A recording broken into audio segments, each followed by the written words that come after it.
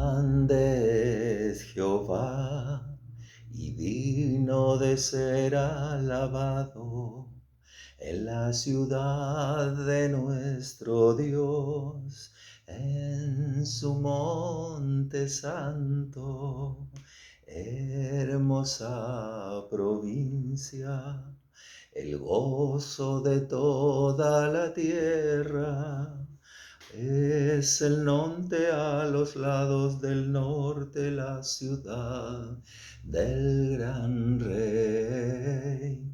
Es el monte a los lados del norte, la ciudad del gran rey.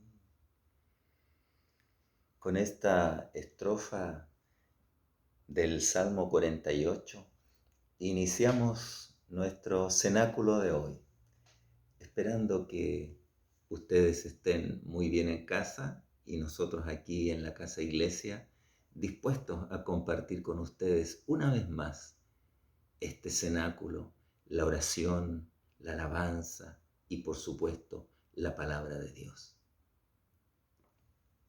Grande es Jehová y digno de ser alabado en la ciudad de nuestro Dios, en su monte santo, hermosa provincia, el gozo de toda la tierra.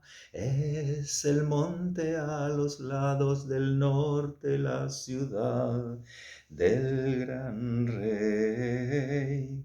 Es el monte a los lados del norte, la ciudad del gran rey. Grande es Jehová y digno de ser en gran manera alabado en la ciudad de nuestro Dios, en su monte santo, hermosa provincia, el gozo de toda la tierra. Es el monte de Sión, a los lados del norte, la ciudad del gran rey. En sus palacios, Dios es conocido por refugio. Grande es Jehová y digno de ser alabado en la ciudad de nuestro Dios, en su monte santo, hermosa provincia, el gozo de toda la tierra. Es el monte a los lados del norte, la ciudad del gran rey. Es el monte a los lados del norte, la ciudad del gran rey. Porque he aquí los reyes de la tierra se reunieron, pasaron todos, y viéndola ellos así, se maravillaron, se turbaron, se apresuraron a huir. Les tomó allí temblor, dolor como de mujer que da a luz. Con viento solano quiebras tú las naves de Tarsis. Como lo oímos, así lo hemos visto en la ciudad de Jehová, de los ejércitos, en la ciudad de nuestro Dios. La afirmará Dios para siempre. Grande es Jehová y digno de ser alabado en la ciudad de nuestro Dios, en su monte santo, hermosa provincia, el gozo de toda la tierra. Es el monte a los lados del norte, la ciudad del gran rey. Es el monte a los lados del norte, la ciudad del gran rey. Señor, tú eres grande, tú eres el rey de nuestras vidas. Eres el Rey de tu pueblo, el que gobierna nuestras almas y nuestro destino. Tú, Señor, en tus manos tienes toda nuestra vida. Y en este día te alabamos a ti porque eres el creador y porque eres el dueño de todo lo que somos. Aquello que nosotros decimos que nos pertenece en realidad pertenece a ti, porque tú nos los has dado. Alabado sea tu nombre. Señor, gracias por todas tus bendiciones. Te doy gracias, Padre, porque nos sostienes, nos das alimentos, nos das casa donde vivir, nos das todo lo necesario, Padre, para cubrirnos, para cuidar nuestras familias y más que nada tú nos das, Señor, la salvación de nuestras almas, que es lo más valioso. Gracias por tu Hijo Jesucristo, que dio su vida por nosotros en la cruz del Calvario. En este día te quiero dar gracias, Padre, por la vida de un hombre que fue trabajador, que fue buen padre, que fue un buen amigo, una buena persona, un buen tío también nuestro. Gracias por Mario Contardo, que ha descansado ya de todos sus trabajos, de todas sus preocupaciones, de todos sus dolores. Gracias, Padre, por la vida de él y por la vida de sus hijos.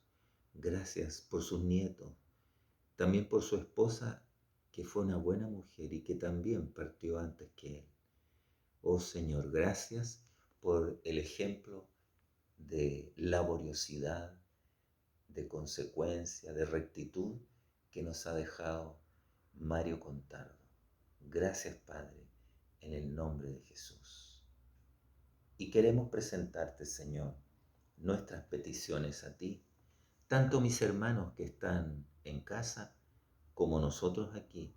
Queremos decirte lo que requiere nuestra vida. En primer lugar, darte gracias también por la vida de la tía Katy, de el hermano Manuel, que ella ha partido, Señor, con 50 años, joven.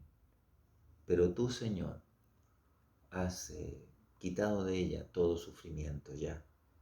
Y ahora oramos por sus hijos, por Giovanni, por Brian y por Connie, para que les des consuelo, para que les des paz, para que le des confianza en ti, anhelo de acercarse a ti y de vivir conforme a tu voluntad.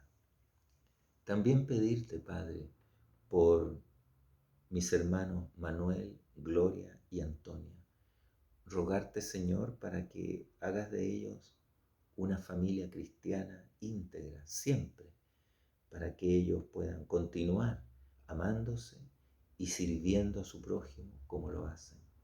Padre, dale mucha fortaleza, fidelidad, misericordia, empatía con el que sufre.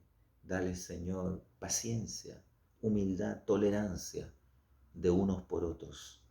Padre amado, te pido por esta familia, en el nombre de Jesús. Amén. Y por cierto, también te pido por mis primos, por los hijos de Mario Contardo, que los ha dejado. Ellos ya son mayores, casados, tienen hijos. Por los nietos de Mario Contardo. Te pido por las hermanas de él también, por María, mi madre, y por Luzmira, mi tía. Te ruego, Señor, que les des a ella mucha consolación y que podamos también nosotros consolarla con la fe que es en Cristo Jesús.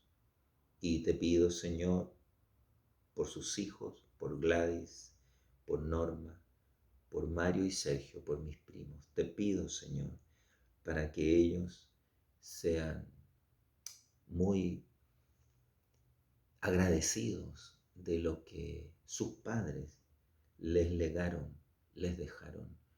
Quizás no tanto en material, sino en ejemplo, en virtudes, en lo espiritual. Que ellos puedan seguir siempre el camino tuyo. Te lo pido en el nombre de Jesús. Y rogarte también, Señor, por la salud de Washington Duque Tapia, también primo mío, por Guayo, Señor, como le llamamos cariñosamente, por su hija Marcela y por su esposa, por su otra hija que está en Polonia, por sus nietos, pero rogarte sobre todo por Guayo para que en este tiempo tan difícil de su salud, él pueda tener calma, pueda tener, no sufrir tantos dolores, puedan apaciguarse sus dolores y preparar su alma, Señor, su corazón para la partida, para encontrarse contigo, Señor, donde ya no habrá más dolor ni enfermedad, ya no habrá más sufrimiento ni trabajo que le produzca daño a él, sino que todo será felicidad junto a ti. Padre amado, te ruego por la vida de Guayo y su familia, en el nombre de Cristo Jesús. Amén.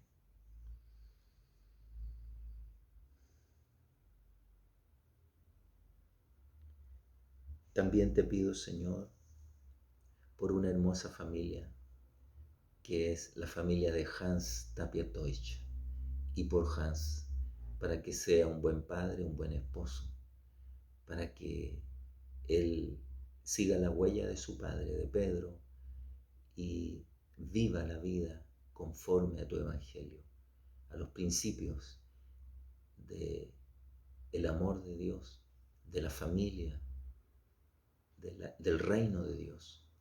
Que tu reino, Señor, llegue plenamente a ese hogar y que tanto su hija Bernardita como su hijito, que ya está un poco más grande, puedan criarse en la palabra de Dios, en el camino tuyo, Señor. Y bendice a su esposa también.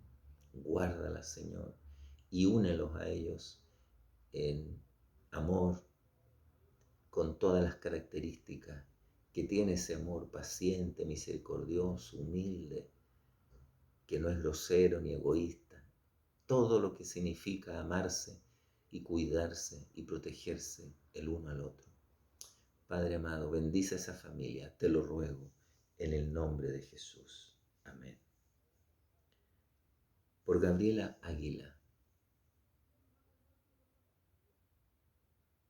mi antigua alumna, Señor, mi amiga, samaritana, por ella te pido, Señor, que está tan delicada de salud, para que le des fuerza, fuerza física y espiritual en este tiempo, para seguir adelante, para luchar hasta el final, como tú también le has enseñado a ella, una mujer de empuje, de fortaleza, una guerrera espiritual, como diría mi esposa.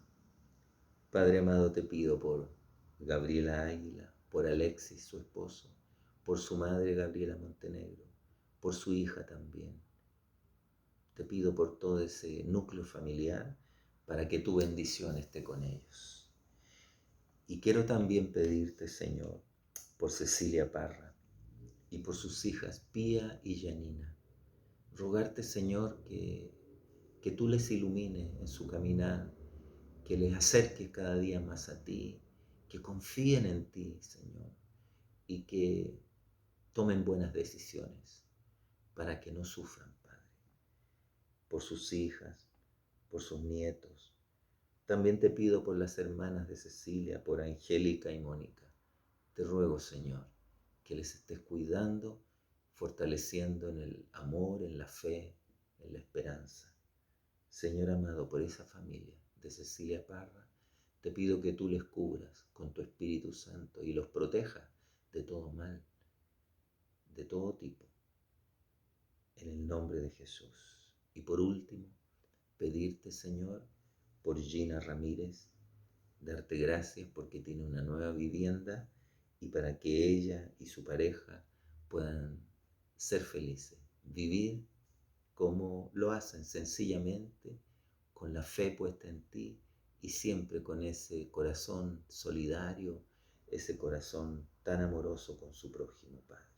Bendice a mi hermana Gina Ramírez grandemente y también a su pareja.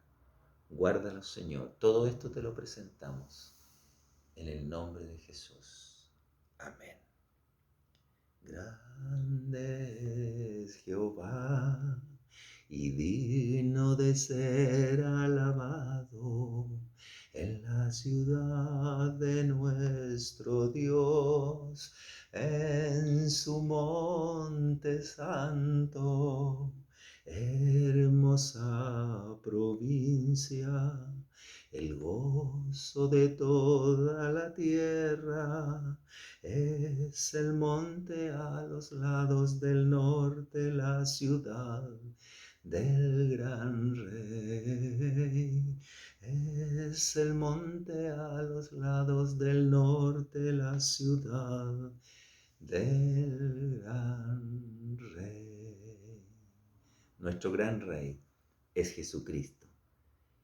Y ese monte es el monte de Sión, en la ciudad que dice este canto y este salmo es el gozo de toda la tierra, la ciudad santa de Jerusalén, donde vivió, donde estuvo, mejor dicho, donde estuvo y donde murió nuestro Señor Jesucristo, la ciudad de nuestro Dios, donde nació la iglesia también, Jerusalén.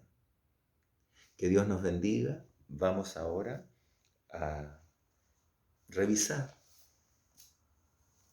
un poco más de el Evangelio según San Juan en el capítulo 19, viendo ahora ese pasaje tan dramático, tan triste, pero que trae tanta bendición a nuestras vidas, como es la crucifixión y muerte de Jesús.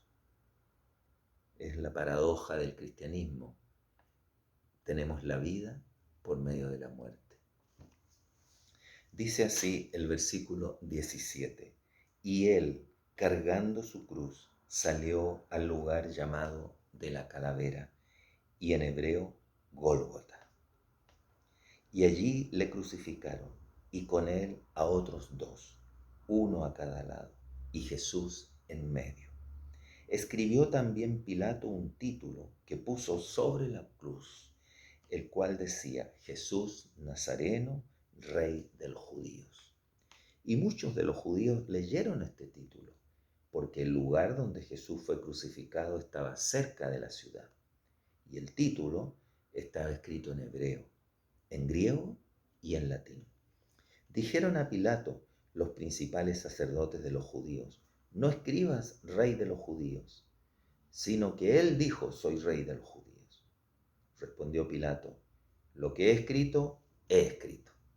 Cuando los soldados hubieron crucificado a Jesús, tomaron sus vestidos e hicieron 4 partes, una para cada soldado.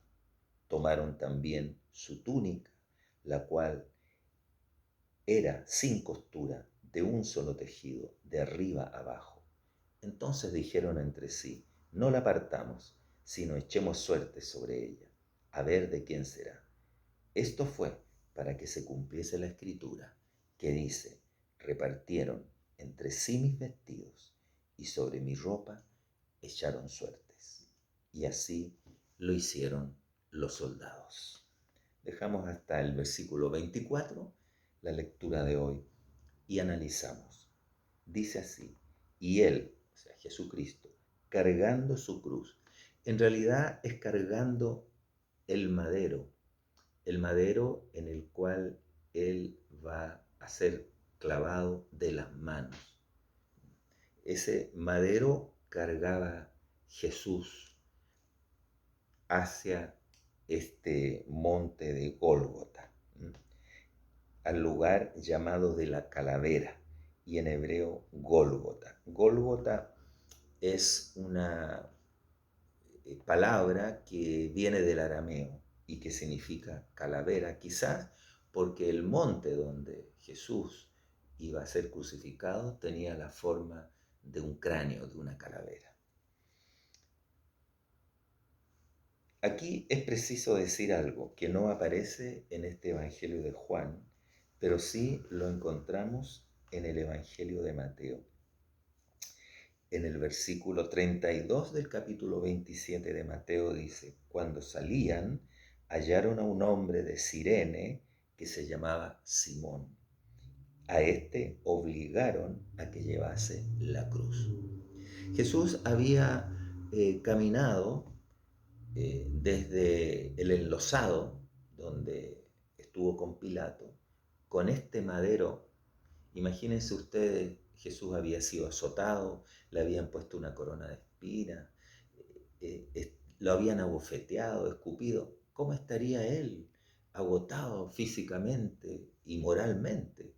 Y él camina con este madero, ¿cierto?, por toda la vía dolorosa hasta la puerta de la ciudad, porque él iba a ser crucificado no dentro de la ciudad, sino fuera de la ciudad, en ese monte Gólgota, el monte de la calavera. Y allí entonces, este Simón de Cirene, el cireneo, es obligado a tomar ese madero pesado y llevarlo hasta el monte Gólgota. Y allí le crucificaron, y con él a otros dos, uno a cada lado, y Jesús en medio.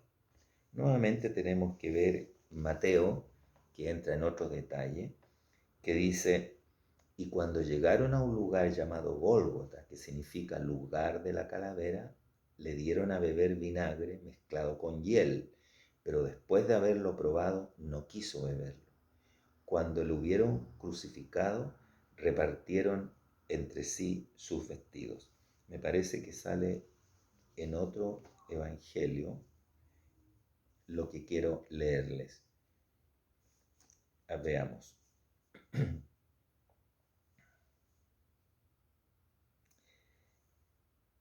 En el versículo 32 del capítulo 23 de Lucas dice: llevaban también con él a otros dos, que eran malhechores, para ser muertos.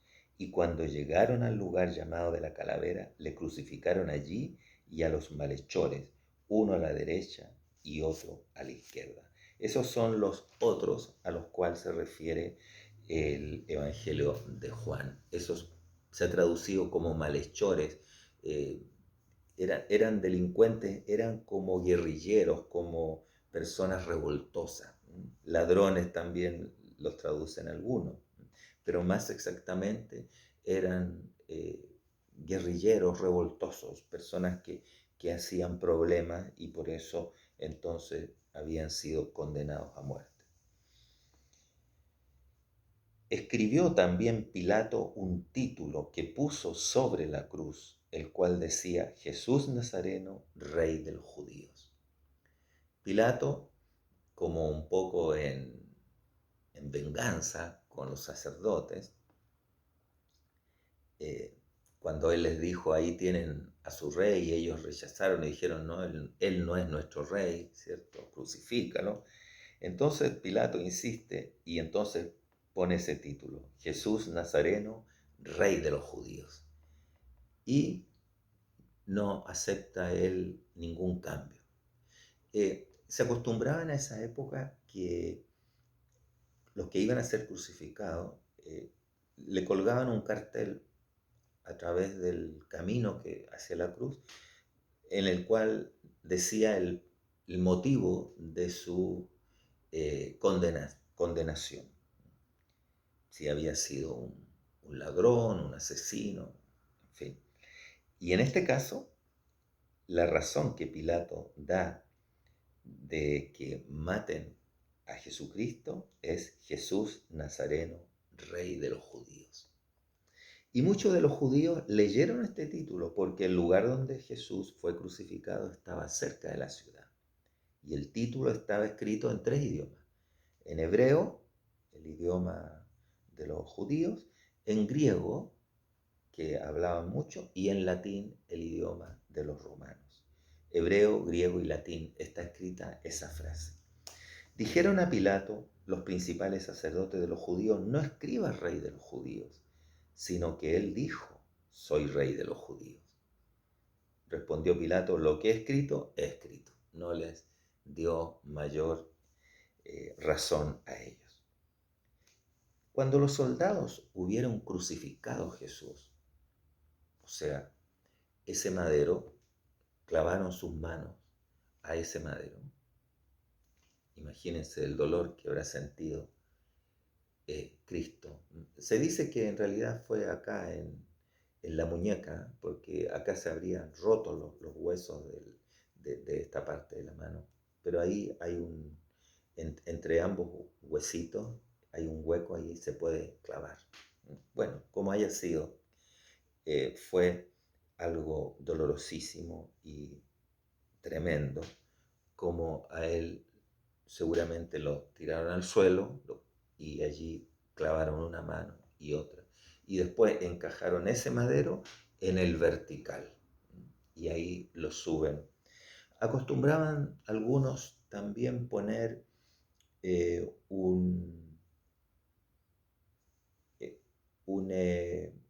como un soporte en los pies. Bueno, también los pies fueron clavados a la cruz, al madero vertical. O sea, tuvo clavos en todas las extremidades, tanto las superiores como las inferiores. Y entonces ponían ese soporte porque el cuerpo tendía a caer, y de ese modo entonces la persona continuaba viva y sufría más. Era una verdadera tortura. Imagínense ustedes con el calor del lugar, desnudos,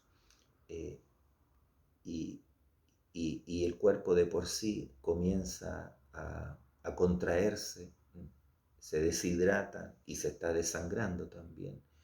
Entonces el dolor es tremendo.